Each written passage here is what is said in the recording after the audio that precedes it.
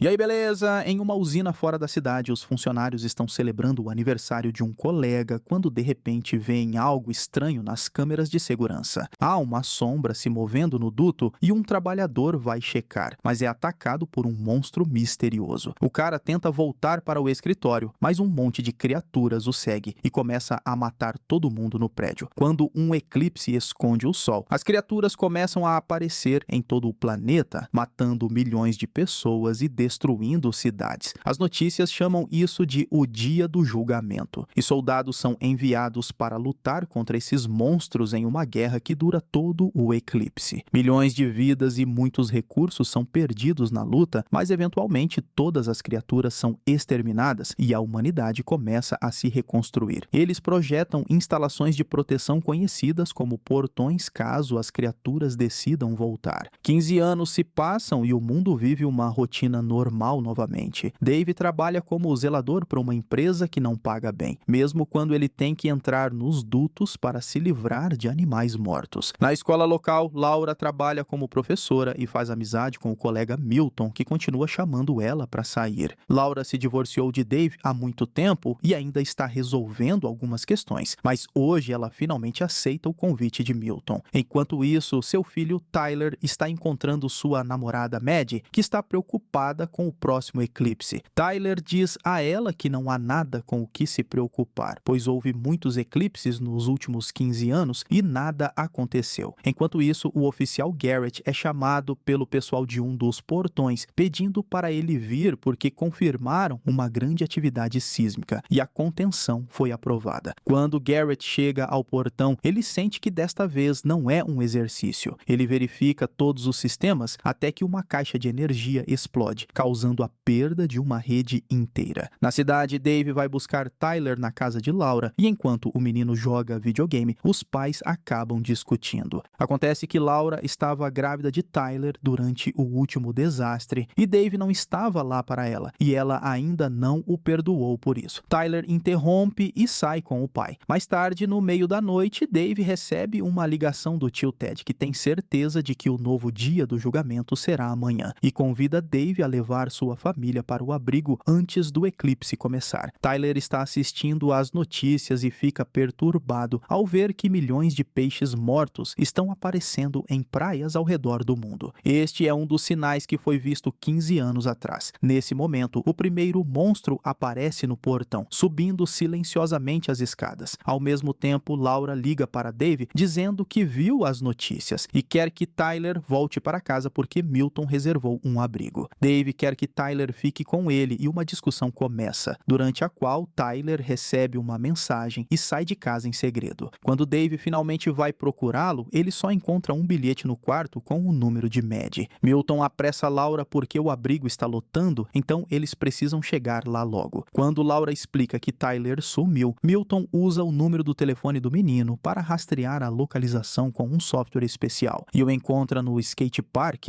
Tyler está lá com Maddie, que está muito nervosa e assustada porque seus pais foram embora. Tyler promete que não é como seu pai e nunca a deixará sozinha. De repente, um grito alto é ouvido e grandes bandos de pássaros aparecem no céu, o que é outro sinal do juízo final. As pessoas no parque correm em pânico e logo as estradas estão cheias de famílias tentando sair da cidade. Dave fica preso em um enorme engarrafamento, mas quando vê os pássaros voarem, ele deixa o carro e continua a busca a pé. No portão, os trabalhadores estão verificando os sistemas quando ouvem alguns sons estranhos. Um monstro aparece de repente e começa a atacar um dos homens. Garrett foge enquanto os outros soldados abrem fogo, mas parece que balas comuns não machucam a criatura. Momentos depois, Dave finalmente encontra Tyler e Maddie, bem quando as sirenes de emergência começam a tocar por toda a cidade. Felizmente, Laura aparece com Milton e eles levam os três no carro de Milton. Falta cerca de 1 hora para o eclipse e a cidade está em completo caos. Com as pessoas tentando escapar, há engarrafamentos em todas as estradas. A família fica presa por um tempo e vê cultistas andando entre os carros, assustando os motoristas com seus rostos pintados e sua convicção de que o fim está chegando. Quando Milton finalmente vê uma abertura, ele dirige o mais rápido que pode e consegue levar a família para o abrigo. Infelizmente, há caos lá também, com muitas pessoas implorando por um lugar, enquanto os militares militares dizem que só mulheres e crianças são permitidas. Dave diz para Tyler ir com Laura e Maddie para o abrigo, mas depois de entrar, Tyler se arrepende e corre de volta para o pai, dizendo que nunca o deixaria para trás. As mulheres o seguem para fora e, nesse momento, o painel anuncia que o abrigo está completamente lotado. O grupo corre de volta para o carro enquanto discute opções. Dave quer ir para o esconderijo de Ted no deserto, enquanto Milton sugere se esconder na escola